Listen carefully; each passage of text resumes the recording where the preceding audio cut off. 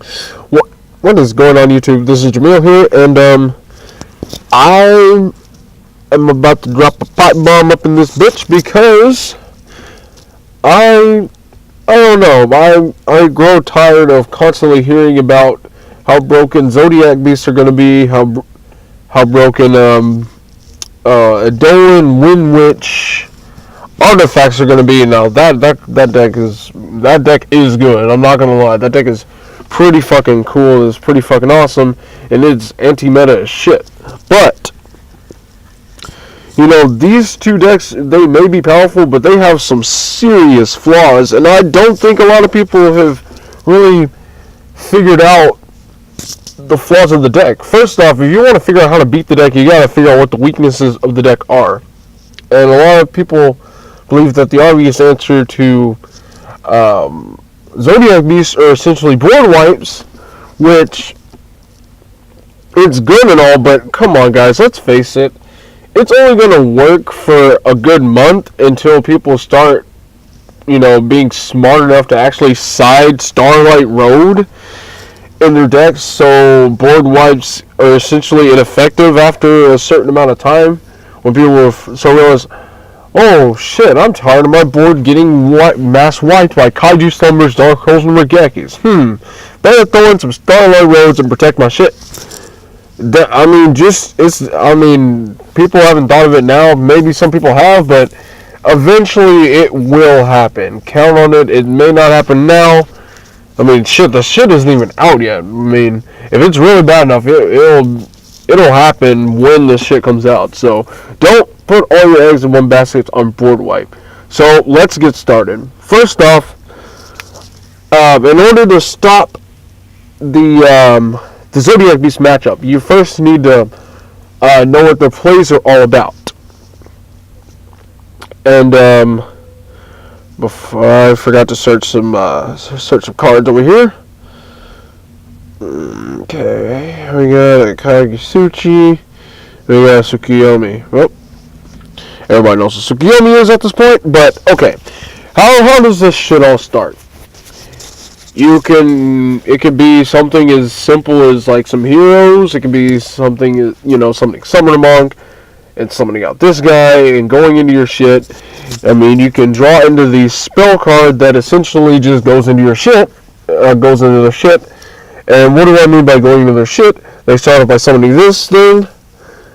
Since it's a one card exceed, they don't necessarily want just Momrat to be the only material it has, because once you detach it and you summon Bullhorn, you summon Drancia, regardless, you're just gonna keep having one material, and that's not necessarily a good thing.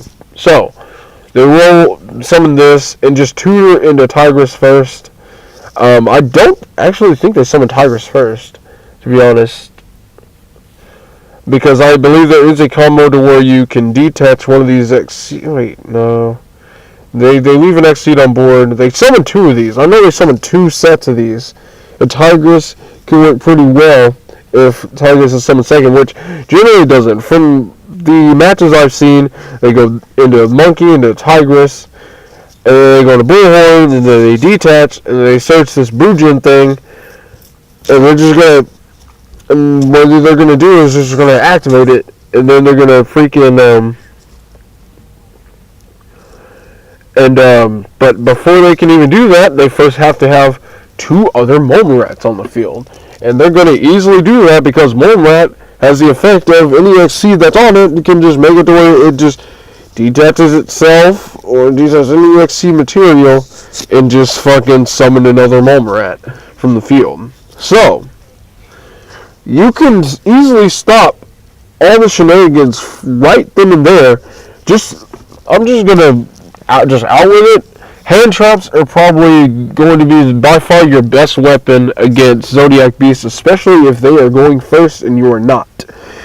If they summon this guy or Tigress and they attempt to detach to summon another Momrat and you effect Veiler, well, then that sucks for them. Yeah, they can summon Bullhorn and search this thing, but what the hell are they going to do if they don't have another two monsters to go into that Kagisuchi and then go to that Tsukuyomi to get the draw to. So, you see where I'm going with this? Yeah, they're going to summon Bullhorn, they're going to summon Drancia, but they don't get all that other ultra crazy shit. They don't get all that other bullshit. They just end their turn with the Drancia on board, and from there, they should be much, much easier to deal with. But then again, I mean, I don't think they necessarily detach Moonrat, but a lot of them do. If they detach Moonrat and you go Valor, you're good. You're good, you're set, you're fine. If there's that, and another obvious card is, people have also mentioned Flying Sea is another obvious choice, but if your opponent has, let's say they have Moonrat in their hand already and they go summon, and you draw Flying Sea, and they're smart enough to save the triangle. If they're smart enough to save triangle and pop the Flying Sea anyway, you accomplish nothing and you lost the card into your hand. So you can't always just depend on Flying Sea. But however, if they go, and let's say you have Valor in hand and you go Valor, and then they go Bullhorn and detach the search, and you go Ghost Stoker. If you Ghost Stoker the shit out of the Bullhorn, they get no Drancia at the end of the turn. They get no Drancia. Not only that, but if they even attempt to use Triangle, you can just Ghost Stoker the shit out of it, and they don't even get a Moonrat. That's if they don't have the Moonrat, and a lot of times they won't. A lot of times that is the only way to get to the Moonrat.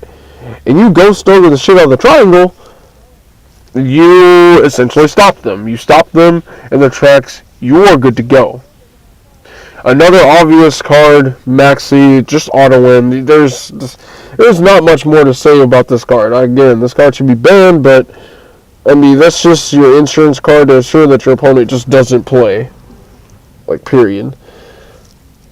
I mean, if you Maxi them, they're just probably going to summon Bullhorn and pass, or summon Bullhorn and Drancia and pass. But I mean, it's not going to do too much. I mean, yeah, I can see you getting maybe a draw, but if it's off triangle, you can get 2 draws. I mean, yeah. Again, that card's just unbalanced as hell. Now, let's talk about Eidolon Beast, Eidolon, Windwitch, artifacts.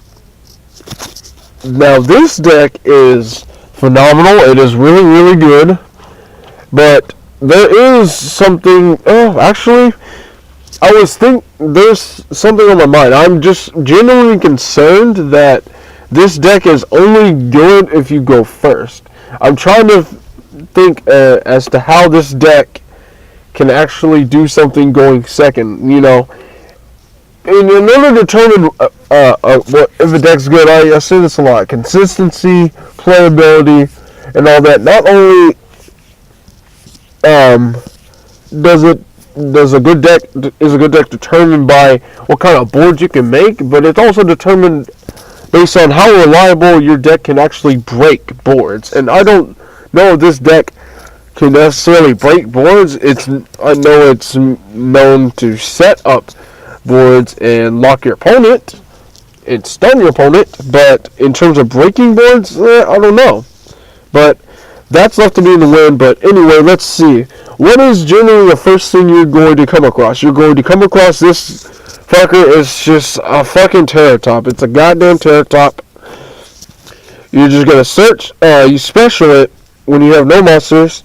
And then you just immediately special summon another Windwitch for the deck. If you just Valor that, just Valor it, you're good. Again, these hand traps are going to start being like the be all end all for a lot of these tier 1 decks. Same thing with Ghost Ogre. You go Ghost Ogre. This, yeah, you still special the level 4 guy, but this isn't on the field. You can't synchro. You're gonna search this, but you can't special it because you don't have 2 monsters on board.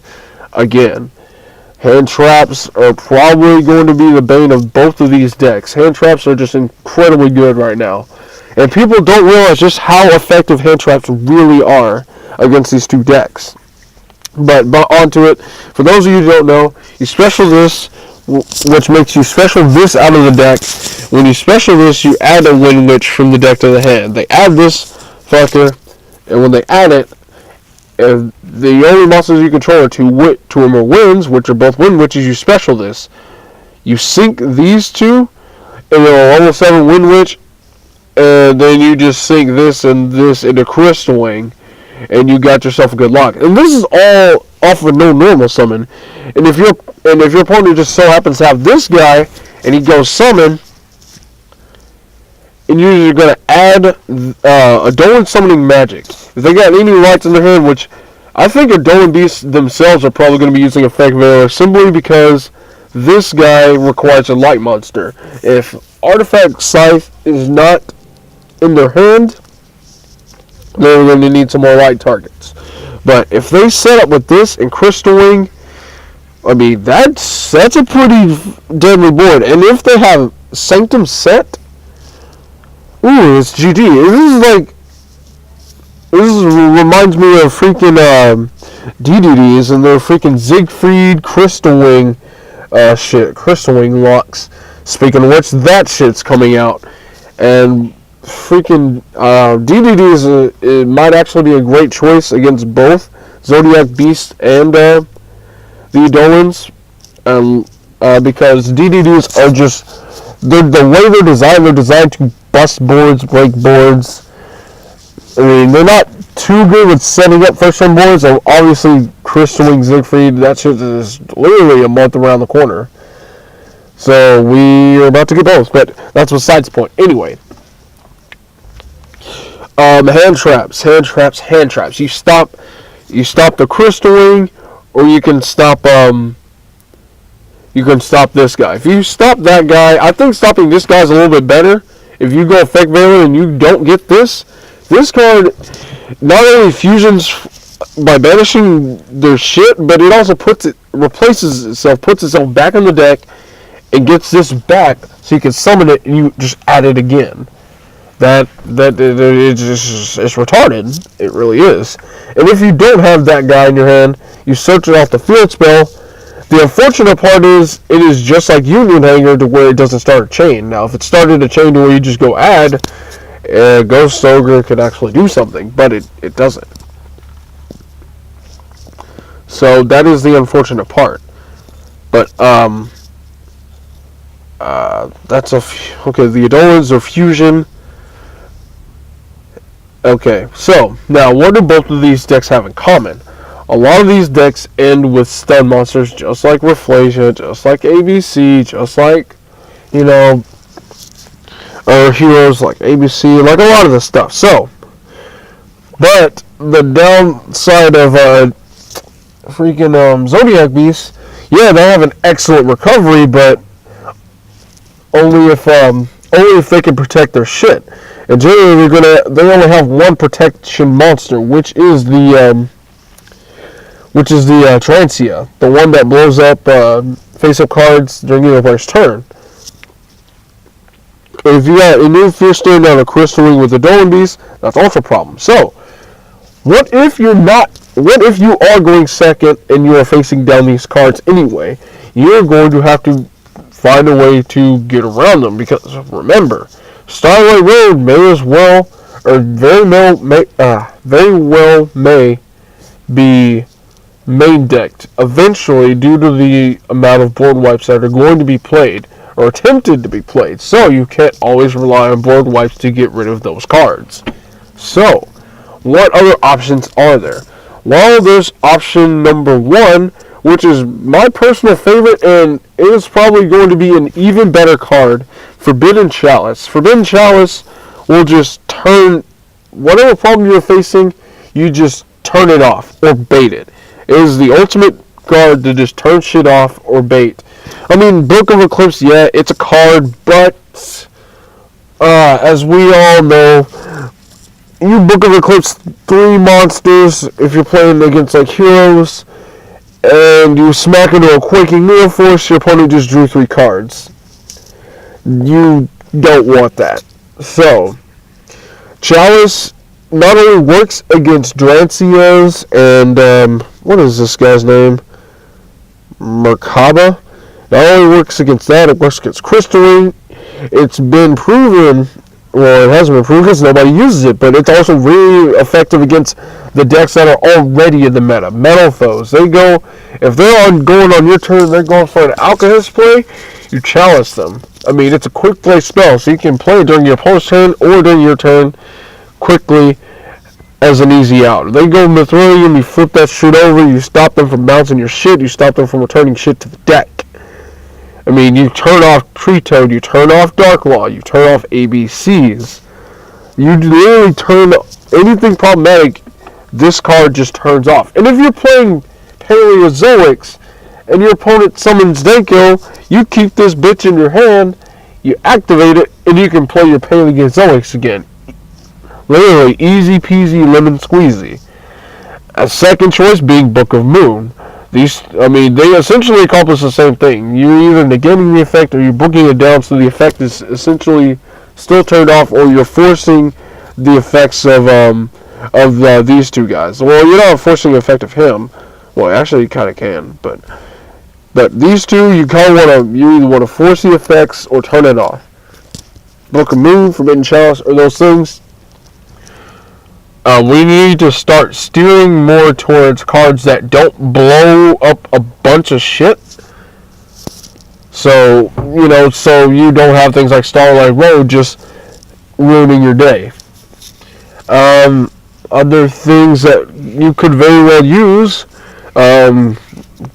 but then again, this thing is a problem. Where is it? Now, a freaking Eidolon Beast that negates a little bit of everything. It's literally a walking ultimate providence. Basically, they have to have the card in their hand. If they have a trap card in their hand, I'd be surprised. But if you're going first and you go setting Quaking, and then they go second, they're obviously going to have traps in their hand. But if they're going first, they're going to set the traps. So traps actually might be a good counter to the Eidolon matchup because Crystalline can't do shit against traps. So keep that in mind, guys. Keep that shit in mind. Now, on the side deck, what could we side against these things if we're going first? If we're going first, the obvious side against Zodiac Beast, it's not Chain Disappearance. It's really a Ghost Reaper for the damn thing. If they summon it, look at that. 1,000 less attack is summoned. Banish that monster and all cards with the same name from hand and deck. Literally, all copies go, they scoop. You literally half of the Zodiac players' extra deck, you no longer have access to it. Unless, they summon Levia and summon it back, which, I would have to see some Speeder or Terratops at that point. But I highly doubt it. And as for this, look at this. That is also 1,000. You can sit there and banish this. And they may very well get this off the effect, but they have to use Eidolon monsters. Well, let's see. Yep. They all require Alistair. Without Alistair, well, they're fucked. Therefore, you cannot play this card. You can't play this card. Therefore, it will never hit the graveyard. Therefore, you can never shuffle it back to the deck to get Alistair to your hand. Chain Disappearance. Looks like you got more bonus points. It looks like you're 2-0. If you're 2 for 1, or yeah. Those two decks. Yeah. You got it. You're 2 up now. Chain Disappearance. Now let's see. You can Chain Disappearance. Look at that. You can Chain Disappearance the Ice Bell. You can stop the whole shit. You can Chain Disappearance that. You can Chain Disappearance not that, but you can Chain Disappearance the other thing. But look at this. Chain Disappearance single-handedly will just shit all over the two most anticipated top decks of the next format.